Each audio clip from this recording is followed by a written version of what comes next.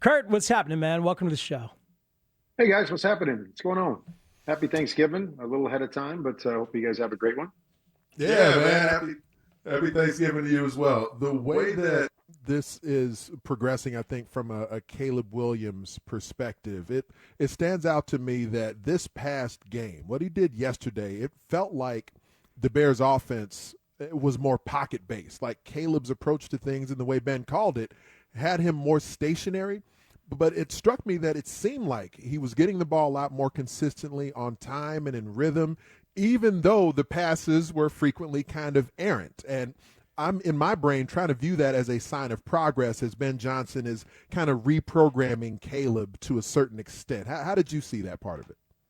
I think I've been seeing that since week one is, that battle that it seems like he's facing to do more of what Ben wants him to do in the pocket and, playing the game more conventionally first and then reactionary second.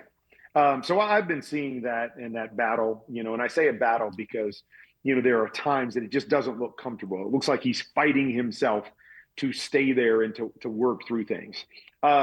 Yesterday, I didn't think it was a great offense performance. I thought he was great in the red zone. Ben did a great job of designing and getting his first read open, and he made some really good throws in the red zone.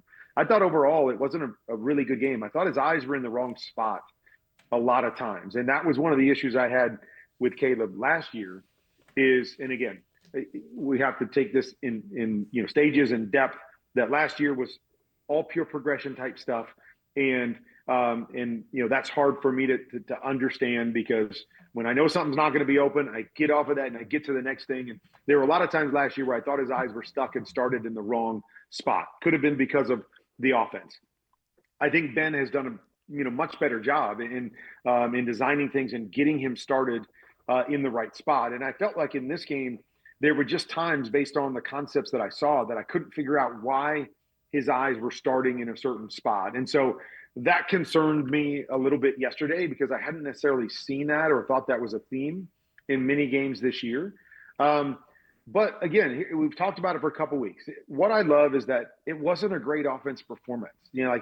He didn't play great. You talked about the errant passes at times and just being off a little bit, whether it was eyes, whether it was throws, whatever. And they still put up 31 points and they still win a football game. That to me is like, okay, all right. We're still doing a lot of things right. And we're still, figuring this out and we've got a long way to go. But once again, we're finding a way to win and we're finding a way to make the critical plays that we need to make to win football games. And that was probably my biggest takeaway from yesterday. Kurt Warner with us here on The Score. Yeah, it's interesting. He was 10 of 21 at the half, and there were all kinds of accuracy issues in the first half.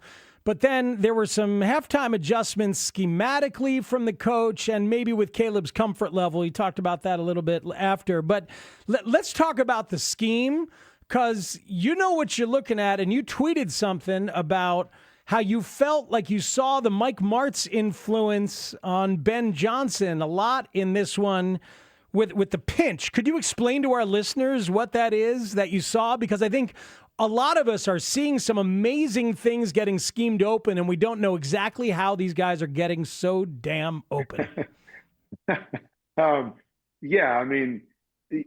The pinch concept to me is why I call it pinch is with the end that's inside of it. So there's an influence post. What I call an influence post is the interior part of the concept, where it's a guy that kind of clears out through the middle of the field, trying to clear out any safeties, any deep players that are in the area. The end portion of it is the big end, and I wrote in the tweet, it was the route that built my house. Like, that was the route that we threw. If you were playing against the greatest show on turf, you knew you were going to see 10 to 12 big end routes thrown out of different formations in every possible way we could every single week. It was my favorite route to throw, and we were really good at it. And so the big end was on the outside. And then there's some element underneath, for me, the pinch concept, the CH stands for choice. We would put a choice route underneath it that would grab that hook defender. So I would get a high-low off of that in and the choice. So that's where pinch comes from.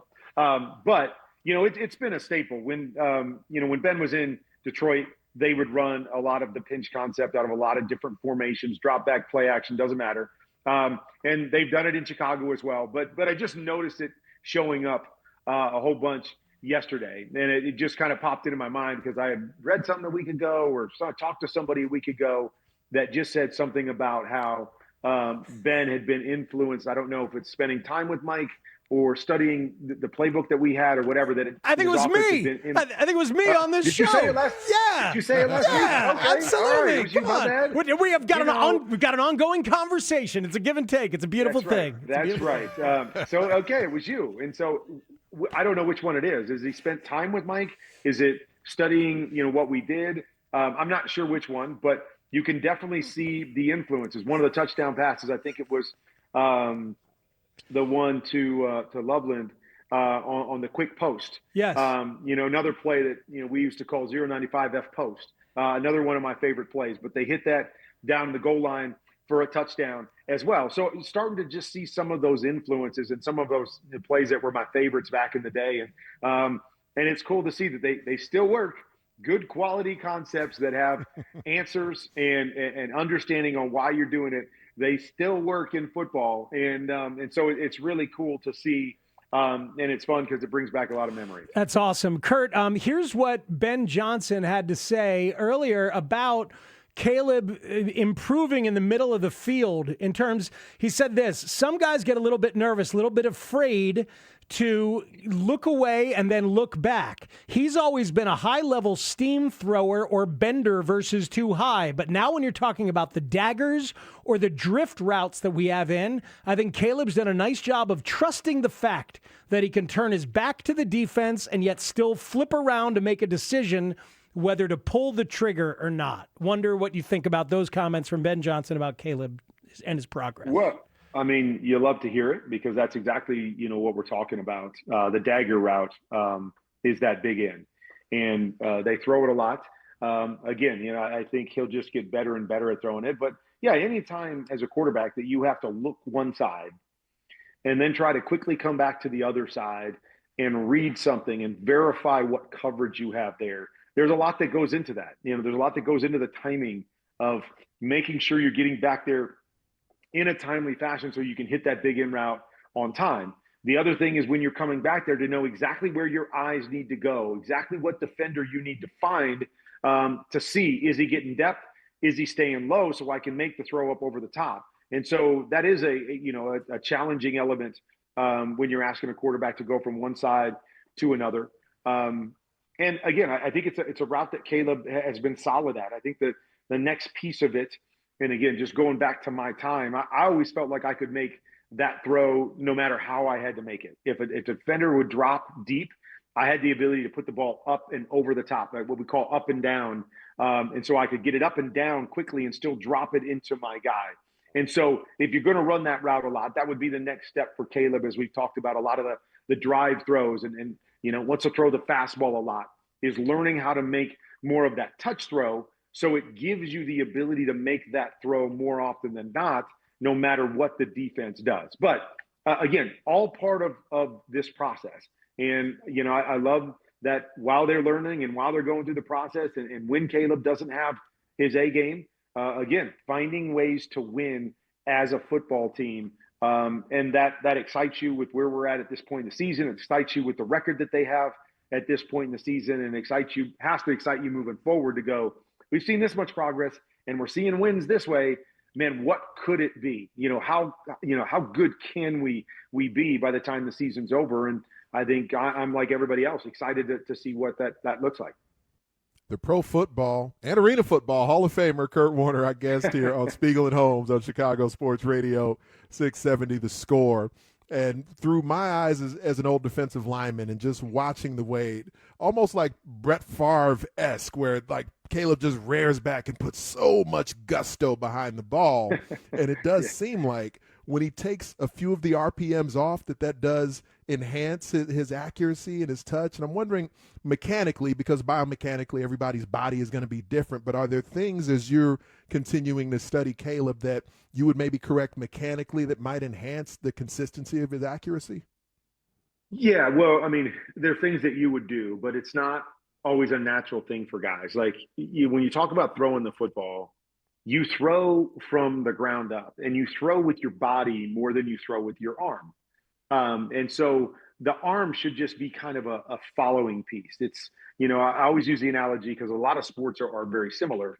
But like golf, if you've ever golfed, a lot of us big guys, will go and grab the golf club as hard as we possibly can. And we say, yeah, we bench 300 and whatever pounds. We're going to swing this club so hard that ball is going to go 350 yards.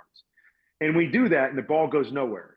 And we're like, what is the problem here? Like, I'm swinging it so hard and so fast. And then you see a guy that weighs 185 pounds, a pro golfer, get up there and it looks effortless and they swing through it and they hit the ball 350 yards. And you're like, how is that possible? Look at that guy's arms. There's no way. But the idea, like golf, just like throwing a football, is they generate all their power down low through their hips and through the explosion of their core. And then it creates the whip, or it creates the speed of the club. And that's what creates those long distance hits. It's that power and that swing. And it's the same when you're playing football. Is we want the arm to be the following piece. We want that to be the club. And we want to create the power with our body so I don't have to throw it 100 miles an hour with my arm. And that's where we get touch. And that's where we get the ability to get the ball up and down. And I use this term all the time. I use it with my son, who's a quarterback, who says it's not physically accurate, or physically accurate. But I say it's got to be firm but soft. The ability to throw a football where it continues to go to its target, it doesn't die, but at the same time, it's not this heavy, hard fastball that's going 100 miles an hour that, is either right on and you miss, or right on and you make it, or it's off just a little bit and you miss. It gives the ability, and you talk about accuracy, it gives the ability of your receivers to adjust as well. So if I'm throwing a ball and the ball's going to be just a touch behind my receiver, if I'm throwing it with touch, they can gauge that speed. They can slow down a little bit. Now all of a sudden the ball looks like it's perfect. If you're throwing it 100 miles an hour and all of a sudden the ball comes off and it's just coming and you have no ability to react and the ball's a half a foot behind you, it's going to be much easier to miss that ball, to drop that football, and to look awkward and to look inaccurate than mine did.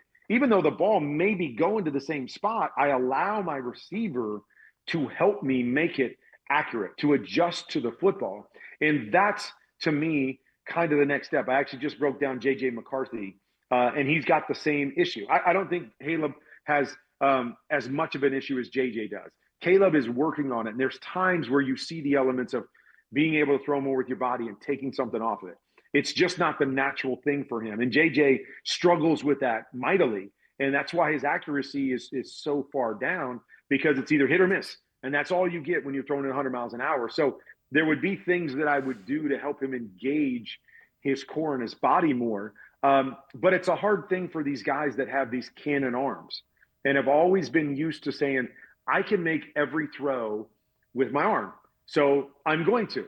And I don't have to worry about all the other technique stuff. And a lot of these guys can, but just like that dagger or pinch throw that I'm talking about, if you've got to throw the ball 30 yards, and you've got to create that power with your arm to throw it 30 yards, it's going to be hard to get that ball up and down, to be able to gauge power with your arm and touch with your arm.